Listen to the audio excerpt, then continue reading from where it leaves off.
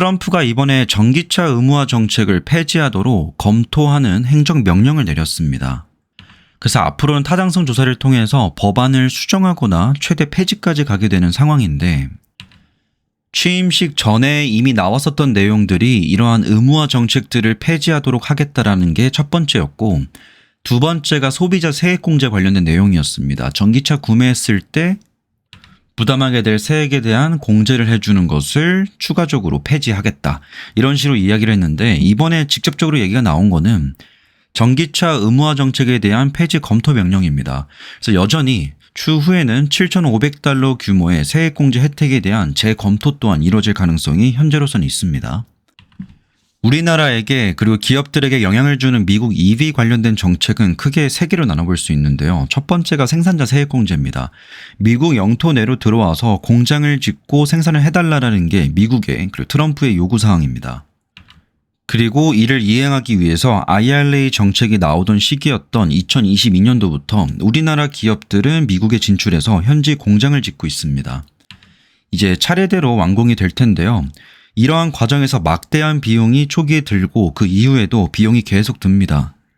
캐펙스를 확보하기 위한 비용들이 들 텐데, 그러한 과정에서 발생하는 부담들을 줄여주기 위해서 생산자 세액공제 그리고 인프라법들이 마련되어 있습니다. 사실 생산자 세액공제가 가장 중요하고요. 그리고 미국 입장에서도 이거는 단순한 지출의 의미가 있는 것이 아니라 미국이 이득을 보기 위한 기본 비용이기 때문에 생산자 세액공제는 유지할 가능성이 매우 높습니다.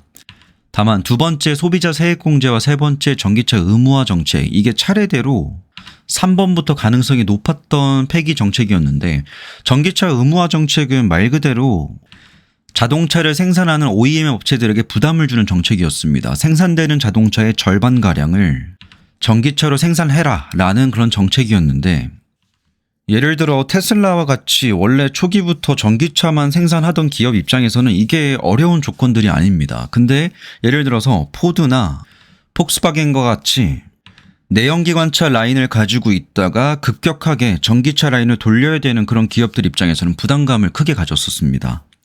그리고 그 중간 단계에 있는 현대차와 같이 얼마든지 전기차로 라인을 전환할 자신이 있었던 기업들 입장에서는 충분히 적응 가능한 수준이 있었던 거고요.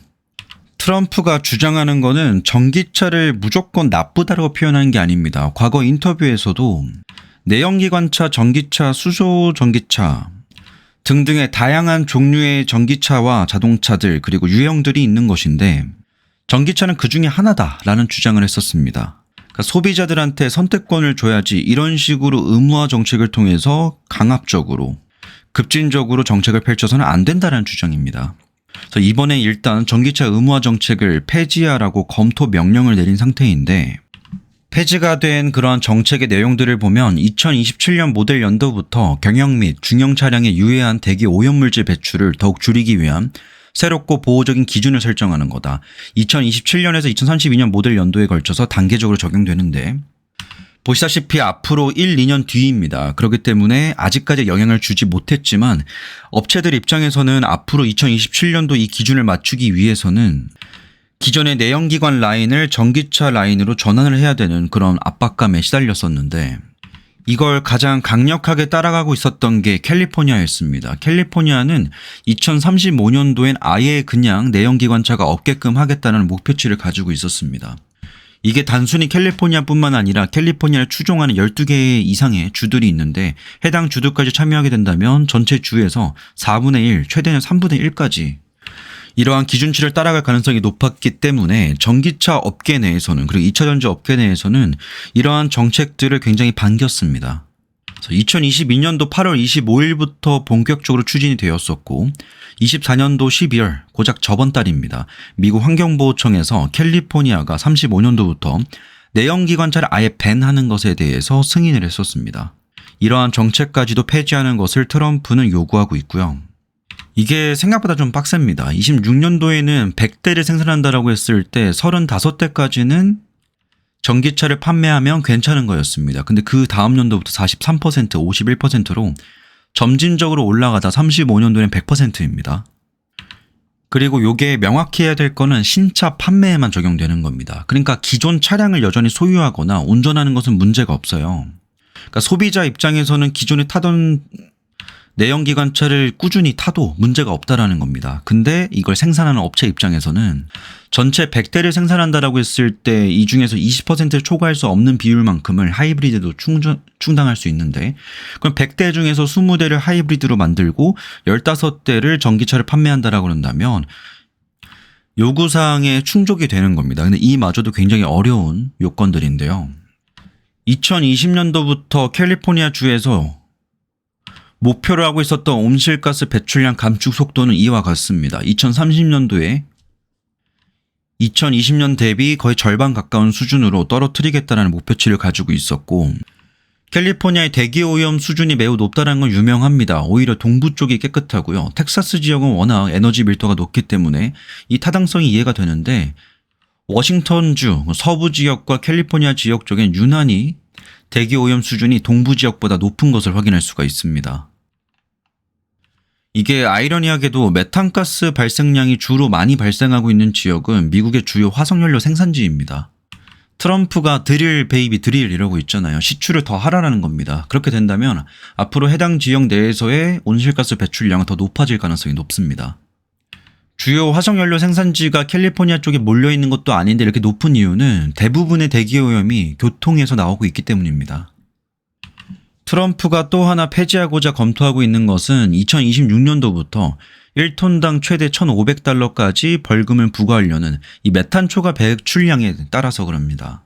이걸 폐지하려고 하고 있죠. 지금 미국은 에너지가 막 대단히 부족하거나 하진 않습니다. 하지만 전통 화석연료 시장을 압박을 하면서 이들 시장에 침체를 주게 되면 전체적인 에너지 가격이 오르기 때문에 인플레이션이 더 심해질 거다라는 게 트럼프의 주장인데, 트럼프는 취임식 연설 전부터도 계속 시추를 강조했습니다. 여기서 시추의 의미를 생각을 해보면 트럼프가 이번에 당선되게 됐었던 가장 큰 이유는 인플레이션을 잡을 수 있겠다는 기대감이었습니다.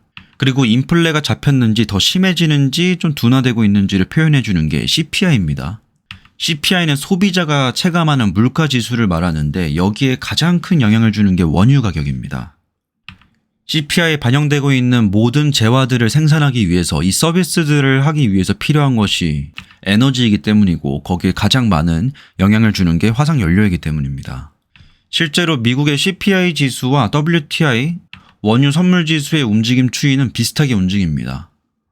요즘에는 그렇지 않은데요. 과거에는 오펙이 굉장히 큰 영향을 줬습니다. 중동 지역에서 원유 시추량을 감산한다라고 그러면 원유가 덜 나오겠죠. 그럼 덜 나온 원유 때문에 공급이 줄어듭니다. 공급이 줄어들면 따라서 가격이 올라가요. 그럼 전 세계가 체감하게 될 물가 자체가 올라가게 됩니다. 그래서 2000년대 초반과 1900 후반년대까지만 하더라도 미국과 중동 지역이 갈등을 맺었던 이유는 전 세계 시장이 중동에서 생산되는 원유의 의존도가 높았기 때문입니다. 근데 미국도 이제 천연가스가 많이 나오고 세일가스가 나오기 때문에 더 이상 중동에 의존할 필요가 없어졌던 거고, 주도적으로 에너지 가격을 조절할 수 있는 능력을 현재 미국은 갖고 있습니다. 그래서 어느샌가 중동이 휘둘리지 않는 미국의 모습을 볼 수 있었던 것도 이런 에너지에 대한 자립도를 높였기 때문인 것으로 보여지는데, 2022년도와 23년도에 인플레가 너무 심하다라는 논란들이 많이 나왔었는데 24년도 들어서 인플레가 잡히고 있다라는 뉴스 기사들이 많이 나왔었습니다. 실제로 연준의 파월 의장도 인플레가 잡히고 있다라는 긍정적인 신호들이 보인다라고 몇 번 언급을 했었고요. 실제로 동기간 동안에 에너지 가격이 안정화되는 모습들을 보였습니다. 근데 최근에 이제 원유 가격 올라가고 이런 것과 별개로 우리나라에서 휘발유 가격이 굉장히 많이 올라갔었죠. 주유하는데 굉장히 많은 부담이 있습니다. 근데 그러한 이유는 사실 이런 원유 가격이 폭등했기 때문이 아니고요. 환율이 많이 올랐기 때문입니다. 그래서 미국 입장에서 이런 에너지 비용들을 낮추기 위해서는 더 많은 시추를 해버리면 아주 간단한 솔루션이 생기는데, 우리나라는 자체적으로 원유를 뽑아내지 못하잖아요. 우리나라 내에서도 정제를 하는 능력들은 높지만 원유 자체가 나오지 않기 때문에 결국 이 원유를 조달하기 위해서는 달러로 지불을 해오면서 가져와야 되는데, 달러 자체가 지금 비싸졌기 때문에 상대적으로 더 많은 비용이 요구되는 거고, 원유 가격이 올라감에 따라서 승용차에 넣을 휘발유나 경유 가격이 올라간 겁니다. 여튼 시추량을 증가시키고 에너지 가격을 하락하고 이에 따라서 물가지수를 하락을 유도하는 게 트럼프의 진짜 목적입니다. 즉 트럼프가 외치는 드릴 베이비 드릴은 미국 국민들이 체감하는 인플레를 억제하기 위한 것이고, 정확히 말하면 친환경 정책은 아예 쓸모가 없는 것이다라고 하는 것이 아니라 그보다 우선시되어야 될 과제가 분명히 있다라는 겁니다. 그게 바로 인플레이션인 거고. 그래서 친환경 정책에 대해서 배척을 하고 반대로 전통적인 에너지 산업에 대해서 그리고 해당 기업들에 대해서 지원을 해주고 시추량을 늘리게끔 만들겠다라고 주장을 하고 있는 겁니다. 그래서 결론을 보자면 트럼프가 이렇게 전기차 의무화 정책에 대한 폐지를 검토 명령을 내리고 있고 추후에는 구매자 보조금 정책에 대한 폐지도 검토하고 있는 내용들을 보면 트럼프가 우선시하는 것들이 상대적으로는 이러한 친환경 정책에 대한 아젠다들보다는 현실적으로 해결해야 될 물가 지수를 낮춰야 된다라는 그런 미션들이 있기 때문이라는 겁니다. 여기에 또 엮일 수가 있는 게 그렇다면 시추량을 늘리게 되고 더 많은 화석연료 발전을 하게 된다면 단순하게 탄소 배출량이 늘어나게 됩니다. 그럼 트럼프 입장에서 이를 정당화하기 위해서 내가 인플레를 잡기 위해서 이런 행동을 하는 거야. 하지만 탄소 배출량도 내가 억제를 좀 최대한 해볼게를 주장하기 위해서는 탄소 포집 기술에 대한 지원을 할 수밖에 없습니다. 그래서 실제로 미국에 있는 메이저 오일 기업들, 쉐브론 같은 기업들은 이런 CCUS 관련된 기술력들의 개발을 박차하고 있고 CCUS 기술로 어떠한 대단한 혁명을 만들다라기보다는 이러한 정책적 방향성의 정당성을 추가로 확보하기 위한 그런 목적이 있다라고 보시면 되겠습니다. 그래서 일단은 전기차 의무화 정책에 대한 폐지를 검토하라는 행정명령을 내렸지만 이 다음 단계는 또 소비자 세액공제도 건들 수가 있습니다. 어떤 거를 건들던 간에 결국에는 검토 이후에 해당 법안에 대한 일부 수정을 하거나 전체를 폐지를 최대할 수도 있다라는 가능성을 열어놔야 되겠지만 여기서 또 한 가지 생각해 봐야 될 게 있는 게 최근에 캐나다가 보조금이 고갈되었다라는 말들을 했었습니다. 과거에 예상했던 수준의 속도보다 더 많은 사람들이 전기차를 구매했던 것이고 이에 따라서 준비해 놨었던 예산이 다 고갈되었기 때문에 이후에 우리가 이거를 더 충전해 줄지는 검토를 해봐야 된다라고 얘기를 했었고 그래서 불과 3, 4일 만에 사람들이 몰려들면서 전기차를 구매하고 보조금을 받기 위해서 신청을 해서 일시 중단을 내렸습니다. 관련된 내용은 제가 올려놨었는데 이러한 현상들을 본다면 만약에 트럼프가 전기차 의무화 정책을 폐지 검토하는 건 이러한 영향을 안 줄 수가 있어요. 근데 예를 들어서 만약에 소비자 세액공제에 대한 지급 중단 명령을 내리거나 검토하라고 명령을 내리면 앞으로 해당 혜택을 못 받을 수 있으니까 조기에 전기차를 구매하려는 그 수요가 단기적으로 몰릴 수가 있습니다. 그래서 예를 들어서 만약에 트럼프가 1월, 2월 이럴 때 소비자 세액공제를 앞으로는 안 줄 거다. 지급 중단 명령을 내릴 것이다.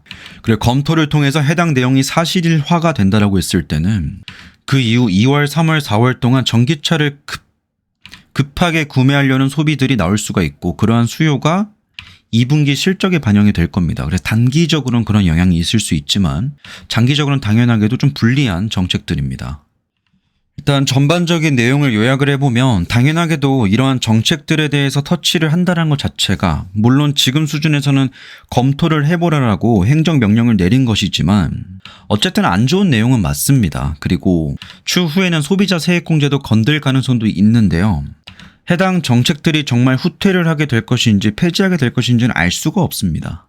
근데 트럼프 정권에서의 가장 핵심 키워드는 뭐냐면 변수가 많다라는 건데 그 변수가 새로운 무언가의 정책이 나와서 새로운 어떤 생기를 불러들인다 이런 내용보다는 기존의 틀을 타파하고 변경하고 변화시키려는 그런 욕심들이 많습니다. 그리고 때때로는 본인이 했던 과거의 발언들을 번복하는 경우도 굉장히 많고요. 근데 여기서 하나의 팩트를 말하자면 전기차 의무화 정책이라는 것은 결국에는 제조업체 입장에서 자동차를 제조해야 되는 OEM사들에게 영향을 끼치는 그런 정책이었고 결국에 자동차 업체는 선택을 할 겁니다. 전기차를 팔아봤더니 마진이 더 남는다, 덜 남는다 이걸 측정해 볼 것이고 100대를 생산해 봤는데 내연기관차 대비 전기차가 잘 팔린다, 못 팔린다를 저울질해 볼 겁니다. 제 아무리 전기차를 생산하게끔 의무화를 하는 정책들이 있다라고 한들 시장에 내놓았는데 해당 차가 안 팔린다면 그 기업은 망하게 될 겁니다. 결국 저는 이거는 소비자들에게 달려있다라고 보고요. 수요에 결정된다라고 봅니다. 이러한 의무화 정책이 있었기 때문에 소비를 했다라고 보진 않고 의무화 정책이 없다라고 해서 전기차 시장이 성장하지 못할 것이라는 것도 논리적 비약이라고 봅니다. 트럼프가 전기차 의무화 정책을 폐지하도록 원하는 것은 전기차를 수많은 자동차의 유형 중에서 하나로 여기라는 것이고, 그 과정을 통해서 생산자는 자유롭게 본인이 팔고 싶은 차를 팔라는 것이고, 소비자는 다양한 자동차들 중에서 본인이 원하는 효용성이 높은 자동차를 골라서 타도록 하는 것입니다. 그래서 앞으로의 관건은 전기차 의무화 정책이 전면 폐지될 것인지 아니면 일부 수정이 될 것인지 완화가 될 것인지 지켜봐야 되겠고, 소비자 세액공제에 관련되어서도 직접적인 언급과 행정명령이 나와서 전면 폐지를 할 것인지 아니면 규모를 줄일 것인지 아니면 목표치를 조금 더 느슨하게 잡을 것인지 뭐 이러한 내용들을 좀 볼 필요가 있습니다. 가장 2차 전지나 전기차 시장 그리고 자동차 업체에 투자하는 사람들 입장에서 가장 중요한 게 이 생산자 세액공제입니다. 이 두 가지도 매우 중요하지만 이게 직접적으로 기업의 마진에 영향을 크게 미칠 수 있는 그런 정책들이고, 일단은 지금 1, 2, 3 중에서 3번까지 와 있습니다. 오늘의 영상은 여기까지입니다.